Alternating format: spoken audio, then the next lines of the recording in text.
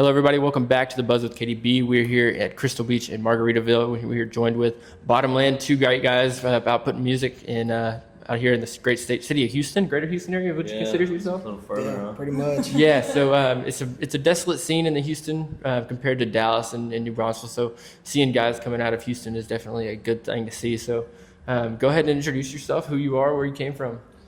I'm Cannon. I'm from Willis, Texas. I just say Conroe because most people don't know Willis when we're far away. Yeah. I'm Justin Gates, and I say Cut and Shoot because that's where I'm from. And I don't care if they know where it's at or not. It's a badass name. So. Hell yeah. That is. Hell yeah. So Willis isn't as cool as the name. No, it isn't. I lived in Cut and Shoot for a while though. We lived like 5 minutes apart for a year or two. That was dangerous. Yeah. So have y'all always known each other, or is this kind of newer for y'all? We've been best friends for like 5 years. Yeah. So, Yeah. We grew up in the same place, but it took us a while to finally we got put on a song swap together, and that's how we met. And ever since then, we've just been writing songs and hanging out and drinking too much beer. Yeah, the whole 9 yards. Do people mistake y'all for brothers all the time? Some people have been coming up and saying like, "Hey, are y'all brothers?" I don't like. Yeah, so I guess Recently, more than In the past. ever. Yeah. Not really ever until recently. Yeah. Actually, now that you say that. I mean, I think when seeing y'all play last night, y'all's mannerisms are very similar on stage. Y'all how y'all carry each other. Y'all strumming is an identical pattern. So I could definitely see that it's like a more than we kind of like got good together. Yeah. Like, you know what I mean? Like vocally and guitar wise and stuff. Like, you know, we're not the same person by any means, but like a lot of the style stuff. Like, we just kind of honed that over time. You know. Yeah, but being with each other for so long, you just learn each other's patterns. Yeah.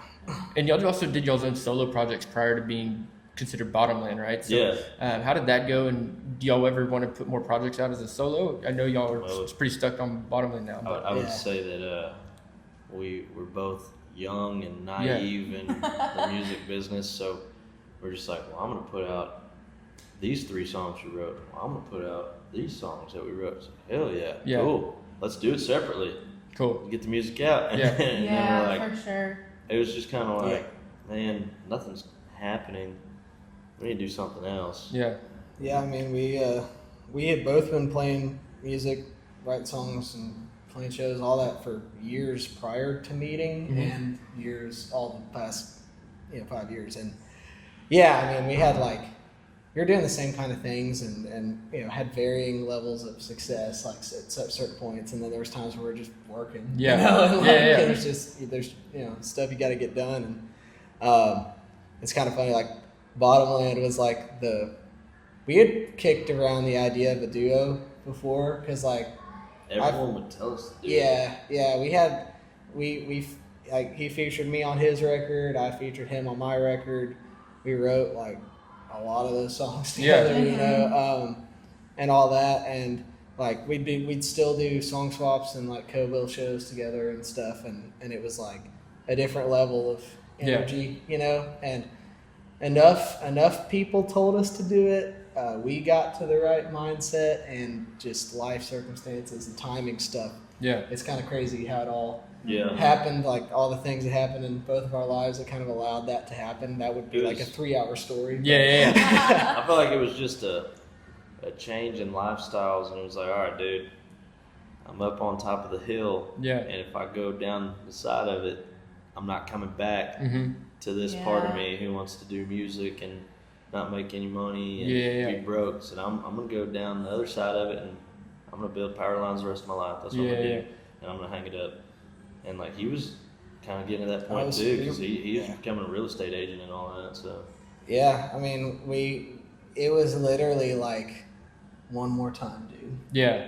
That's what it was. Your breaking point that made y'all. He's but it was funny. I remember calling him one day, and I just had this, there's stuff going on in my life, and it's some not so fun stuff, and I kind of just lost all passion at my job, which was weird, that I'd really enjoyed for a long time, so on and so forth. And I'm I remember calling him, and he was just kind of feeling the exact same way at the exact same time. We're like, I don't want to build power lines for the rest of my life. I don't want to sell houses for Yeah. the rest of my Yeah. life. I'm like, dude, like we're good at this. Like, let's take our past mistakes and high points, gather up all the things and do it really right as best as we can. Put everything into it one more time. It was like, let's dump these solo things, all these side gigs that we got. Yep. Let's tell them, hey, we're coming to play the show for the same price as Bottomland. That's what we did. We had old book shows. We had I don't know, maybe 25 shows all together that we were like, oh shit, we got to play these. Yeah. So we called them all and we're like, hey, change all the ads and send them the new pictures. Yeah. And do you feel like y'all went through all the ruts and just like y'all solo venture and it's been pretty comparatively smooth sailing compared to y'all solo's adventure? Comparatively, yes. Yeah. I would still say things are like we're doing things better, but it's like this. It's crazy. Like, we're doing more things than like we thought went into this. So much stuff that we do. It's a full-time job now. Yeah, which is amazing because it's awesome. It keeps you occupied and then you're also making money from it. The best way I've been able to describe it is like I think we've been feeling pretty good for a couple months in terms of just not about our heads aren't about to explode or anything, but like for a while it was like that, and it's like it's the good type of stressed out. Like you're stressed out for something you like. So, and it's no more. Does it feel like work? Like what you were doing previous? It feels like a new adventure for y'all, huh? It's not as hard. It's it's a little different for me. It's a lot of mental stuff. I'm used to physical.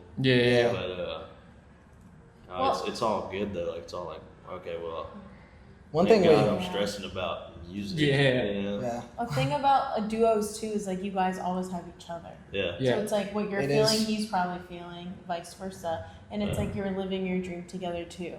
There's a lot of good things about that. Like one is we literally, we sing harmonies and stuff, so not necessarily, but we kind of have to sing less per show. You don't get as tired. Things like that. Like you don't have to take vocal rest even as long if somebody can help you out. I would say we go 4 days and we get tired, but usually after 4 days we're done for the weekend. It's definitely great, and we kind of we've divvied up the stuff, and it's still kind of ever changing. But one thing I don't think we were prepared. We were actually very prepared for it, but I didn't know. We didn't know I don't know what the word is. How big of a thing it was going to be is like all the different hats we were going to wear. We're business people, accountants, sound engineers, equipment jockeys, mechanic too, social media, socials, internet, phone calls and attorneys and all. The thing is, like, we're not doing. We hired one. I heard that from was it Steve, your dad? Working at the merch booth, and he was telling me about that last night about y'all working with an attorney and how y'all getting it all right and feeling it out. It was wild. Like right when Over It exploded, it was like the second we got an actual offer, I'm like I had been good at keeping it organized and keeping track of everything up to that point. At that point, I was like, all right, I'm about to we need help. It's just gonna hit the fan. It was like we already knew who we were gonna call to be our manager if we had the chance to. It was like they called and laid some money out on the table. We're like, whoa, too fast. You're showing your hand in a poker game pretty much. So we literally we just called him. It's Kyle Hutton, badass dude, and we called him. It's like, hey man, the label just offered us some money. He's like, okay, don't say anything. Here's Chuck's number, which is our attorney. Got it all going with him. Cool. That's always when you have somebody that's in your corner that is been in the big game before, knowing what they're doing. Keep you protected as well. It was crazy because it was one called Kyle. He was like, "Yep, I'm in," and then the next call was with an attorney. Cool. Cool. It was just full steam ahead. Like, as everybody knows, you can't just take the first offer. And this, and like that, like we were extremely, extremely fortunate to have a lot of options and things going on, but that also means you have to be extremely careful. 100%. And we took longer than the fans would have liked. Really? They didn't know what was going on. Obviously, in the background, we're trying to make choices so that the song can get out and so on and so forth. And at the moment, like the door's about to be kicked in by people wanting no review over it to be released. Gotcha. Like, they were starting to get mad. Yeah, I bet. We literally can't release it until we sign something. Yeah. That's crazy. So also being a duo, do y'all find the songwriting process a lot easier than when you were in your solo ventures? I know y'all ripped probably back then together, but as a duo now and y'all are established as Bottomland, do you feel like it's gotten easier to write new music, or is I think, like we always write. I think we write better together. Yeah. But also helps that like we made our first trip to Nashville, and there's a girl up there who is, I guess, hopefully going to become our publisher at some point. And she hooked us up with a lot of awesome writers in Nashville, and like that. That's cool. Like we've never written outside of Texas. I don't know anything other than that. Yeah. So that made it a lot easier. It's just like, oh man, we got a whole bunch of brains on this song. Yeah, and you know, I mean, we always we have a lot of stuff on this first record that was just us. Yeah. You know, and whatever too. You know, we don't necessarily want to shift into a whole nother way of doing it, but like having, you know, our first trip to Nashville was actually like surprisingly freaking awesome. You know what I mean? Like we didn't feel unwelcome. We didn't feel pressured to change anything. We didn't feel it felt like a welcoming, collaborative, great thing. And I think that's where y'all signed also helped, because if you signed somewhere else, I think there's many people out in the Nashville world that are there to get you. And I feel like with y'all had on your side really helps you out with that. We love our team these days, man. I mean, you know, like nothing out there is perfect, you know, but it's really close. Yeah, that's you know, like, that's awesome for what we're trying to do. And you know, we're quite a ways into this, and it still feels that way. So to me, that means that the time we took up front to sift through everything was worth it. It's it's paying off. Yeah. And speaking of your album, we talked about it yesterday. How many songs is going to be on that album? And are they all full band? Or are they acoustic, some of them? What are you looking at? They're all going to be full band. Cool. There's Unless varying. we put a bonus track. Unless we put Gotcha. Okay, so the answer is 10 or 11. Cool. And there's a lot of musical influences. You know, like it's us. It sounds like us all the way through, but lots of, you know, changes in energy and a lot. You know, I think it's gonna be great. I really can't stand an album that's very stagnant in the mood. So if you can give me all the emotions all in one, I feel like it really captures.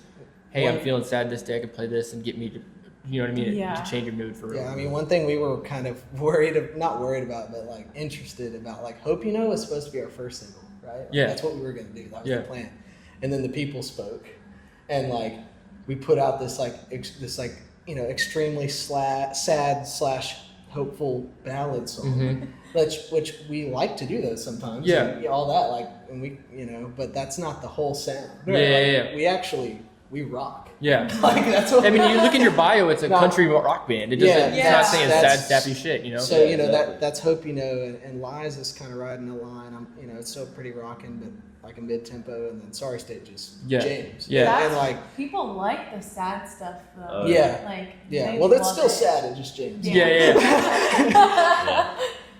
But the reception has been good. So. Yeah, and you were talking just there about influence. Do you have 3 bands that are like country influence, and then 3 bands that are rock influence for y'all, and that picked on your writing heavy? I could do Randall King. Yeah. I'm not that much younger than Carson Jeffrey, but whenever I was in high school, like that's what we were jamming. Carson Jeffrey, Alice in Chains, to Nickelback, to Stone Temple Pilots, and then one more country. I don't know. Co-Wetzel. Yeah. Most of the Texas guys for your countryside? Yeah. So y'all also sang last night, Broken Window Serenade with Nutshell. I don't know, were y'all the first ones to really, I seen it on TikTok maybe 6 months ago, but that was not y'all on TikTok, was it? We did it on TikTok once, but it wasn't us who posted it. Someone else posted it. But the way we do it, I know. Is unique. Yeah, I mean, we love doing that. Yeah, that's just awesome. Like, I was like, holy shit. Well, when we first got the band together, like our band, you can look at them and know what they listen to. And they love Alice in Chains. And I told them, I said, I want to do Broken Window, but I want to change the tempo in the middle of the song. They're like, can't do that. Yeah. I'm like, no, just like watch. And they're like, oh. And I went into the Nutshell thing, and They're like, oh. Do y'all ever want to cut that one? That'd be sick. You'd have to get legal for that, huh? Did you cut that? Probably. I mean, we have people to figure that out now. Yeah. But I would be down. Yeah, I think that'd be That'd sick be to cool. just throw it out as a single. yeah, it'd be totally different. Y'all didn't get to hear it. We're gonna try to play it tonight if we have time. But we also do an Eric Church song, "Homeboy," and then we mash it up with "Shine." Oh, hell Collective yeah. Soul. Hell yeah. And that's another one where it's country. Yeah, we ran out of time last night.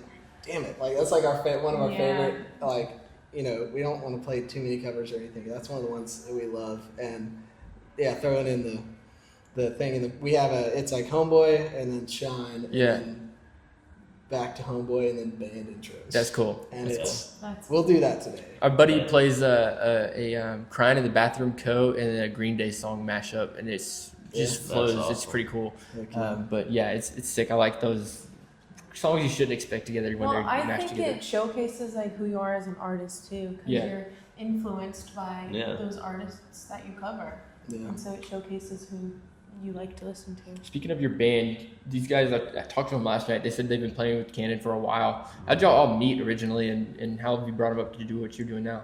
Well, it actually kind of wraps me back to like my influences and stuff. It's like I was like late to figuring out the whole Texas scene. Yeah. But once that happened, like guys like Kojo and he grew up right down the road and me and all that, and then Parker came out of Conroe too, and all that. That definitely had a heavy influence. I had all the '90s country stuff, and George Strait, Garth Brooks, and then a lot of Johnny Cash too. Yeah. Like I was listening to that. Then I got into Texas, but I was also listening to Matchbox 20, Blink-182, and Green Day, and Foo Fighters, and all that. So that's kind of how we met. I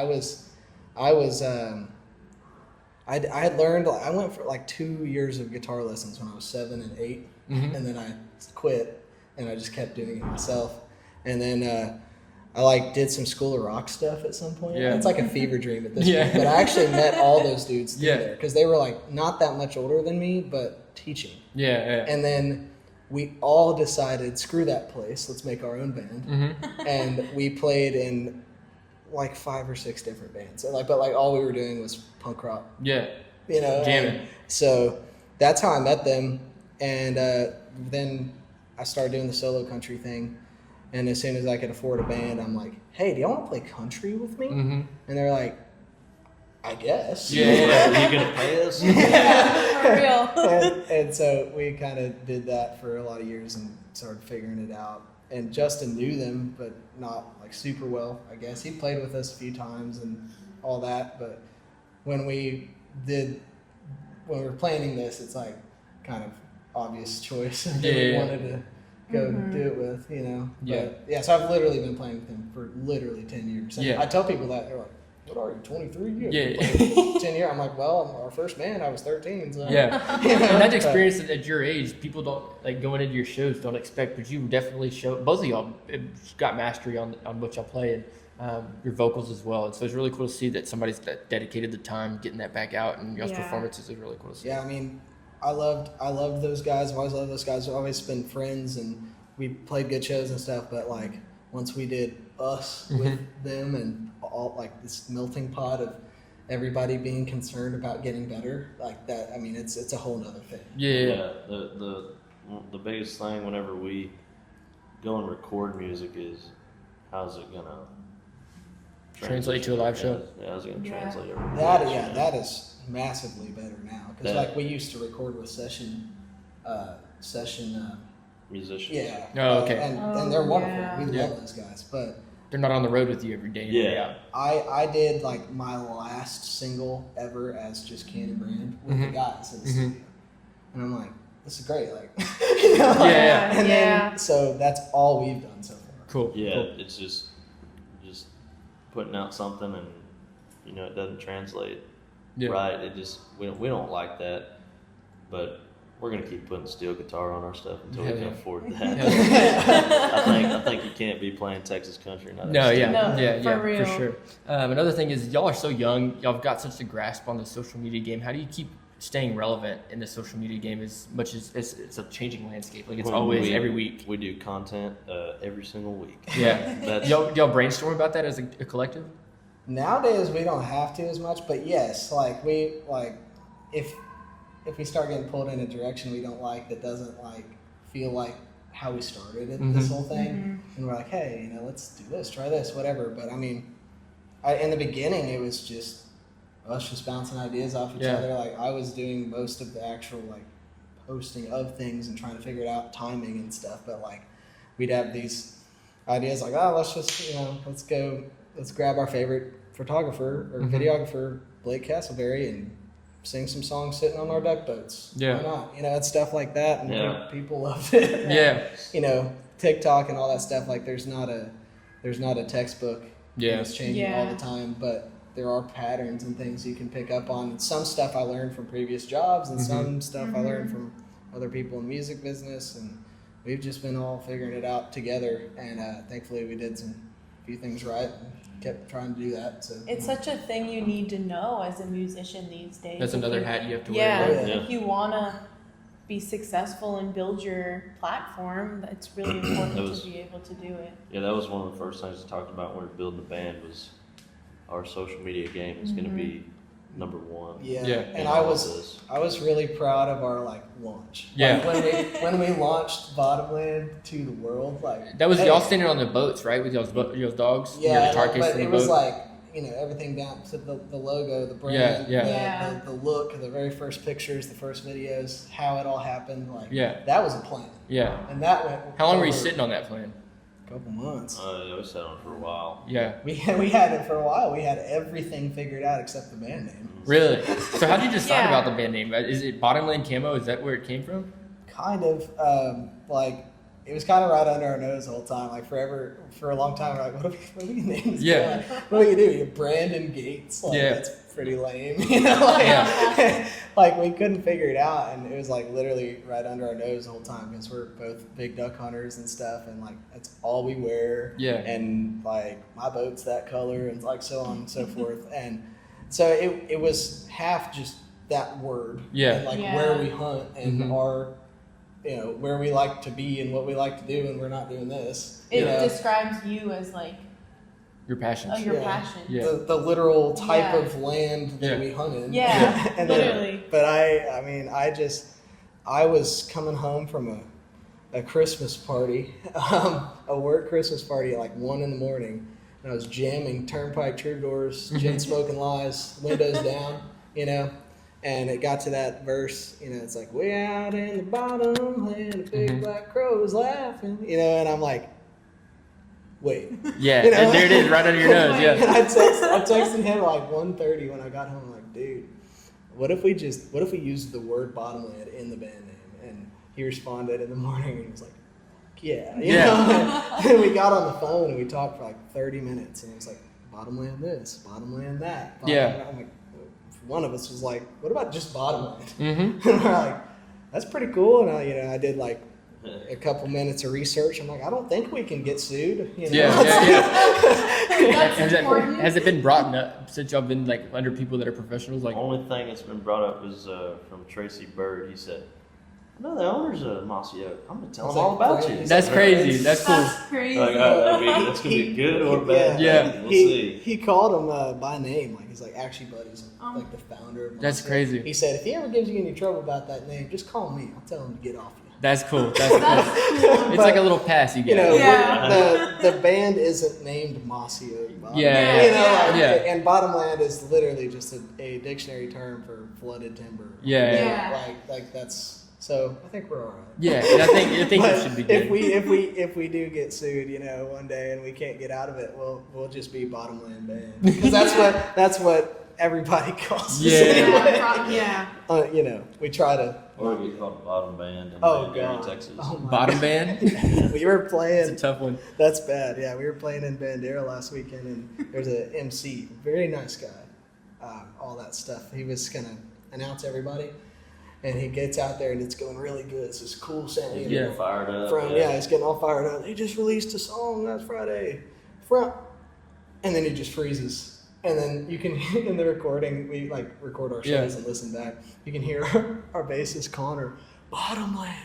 And he's standing on a rug that says Bottomland. And he says, Bottom Band. That reminds me of when we were seeing Cross Canadian Ragweed and they mispronounced it. Said Cross Canadian Ragsdale in front of 50,000 people. Oh, Did y'all hear about that? Oh, that's... Dude, the head coach for OSU where they were playing was the one that was announcing them each show, and they're like, he did it 3 days in a row, never messed it up. Fourth day, he says, The last day, yeah. Cross Canadian Ragsdale, and we're like, what the fuck? They made it like a meme now, But it's yeah, like... it happens to everybody, I think. Oh, yeah. But it's just it was hilarious. We stutter sometimes too, so. Yeah. Pass it off. That's something you I like have put a- on a shirt. I'm better at singing than I am talking, and I'm pretty sure I have like a deep-rooted stutter. We were playing the other weekend, and I was like, I always say, it's come that time of the evening we get to introduce you guys to the boys in the band. And I went, introduce y'all. No to the boys." shit. Like, ugh. Speaking is hard. It is. It It gets is. hard.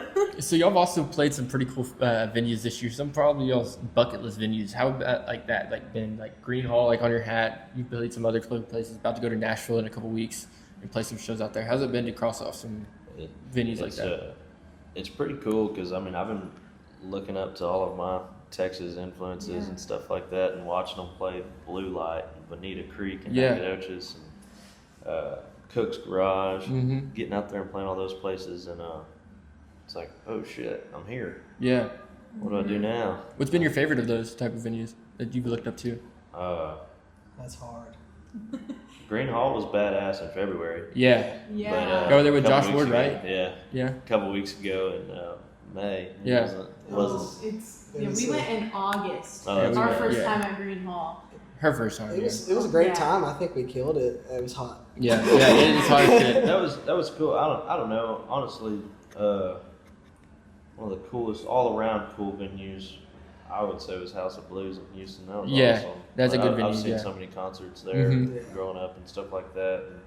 Probably the best sounding front of house we've ever had. Yeah. The videos from that show. That I feel like that venue was cool just because of all of the influences that have been there other than country. Yeah. I watched 100%. Blue October there when I was like 10 years old. I've been to a couple shows there. I saw Lucas Nelson, The Promises of Real. That was a really cool show. And then I saw Reckless Kelly. Like they were saying they were going to disband after this year. And I was like, I got to get them in before they are officially done. And I saw them over New Year's, and it was And really you cool. went to see literally New Year's Eve. them. Yeah, it was cool. Yeah, But I don't know what my favorite was. That's probably one of them. And Green Hall for the first time was crazy. Second time was great too. We really enjoyed all of them. Really. Yeah. It's hard to like We've got pick some. one. We got some more coming up. I can't remember, but I think there's one on the books right now that's probably my favorite one, but I can't remember. I'm excited for Brewster Street. dude, Brewster's beautiful, man. That's another one. Yeah. We've not made it down to Brewster, but I always wanting to go. It's one of those that like it reminds me a lot of Cheatham Street. Just it's and got it that. seems like that's the one we have on the crowds books. Yeah, that's my favorite one. That's on yeah, the books. Cheatham's is beautiful too. Like, I wanna it seems go- like the Brewster Street crowd's like Rowdy. yeah. It reminds me like a 6th Street type vibe. Yeah. But on the coast, which is really nice. So we got to get down there. I think people are rowdy because like Everybody's drinking on everywhere. Everything. that, Yeah, and so- it's like who goes down there? I mean, Crystal.